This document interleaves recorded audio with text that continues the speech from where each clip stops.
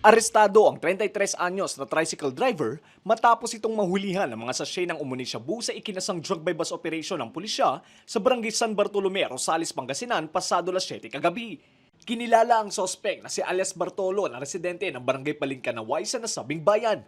Nasamsam sa sospek ang 8 piraso ng heat-sealed transparent plastic sachet na naglalaman ng hinihinalang shabu na may bigat na halos 8 gramo na nagkakahalaga ng 53,720 pesos. Na-recover din ang mga pera at motorsiklong ginamit sa transaksyon. Ayon sa pulisya, kabilang ang suspect sa street-level individual na matagal-tagal ding minanmanan ng mga operatiba. Huli natin siya matapos niyang pagbentahan yung pusher buyer natin ng isang pakete ng hinihinalang shabu. So after the arrest, na kumpiska natin sa kanyang possession, yung 7 pa na sachet ng hinihinalang shabu. Bali, ito yung una niyang beses na makulong kasi newly identified siya na. Matagal nating minanmanan yung tao bago natin kinandak ng bypass operation. Nasa kustodiya ngayon ng pulisya ang suspect na tumanggi ng magbigay ng pahayag.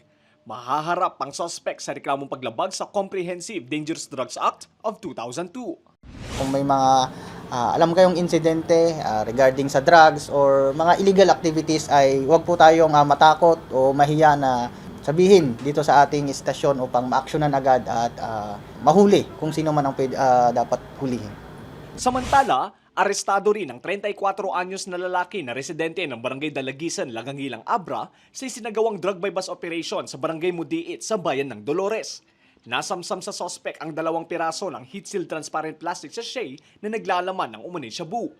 May timbang na 2.27 grams at standard drug price na 15,436 pesos.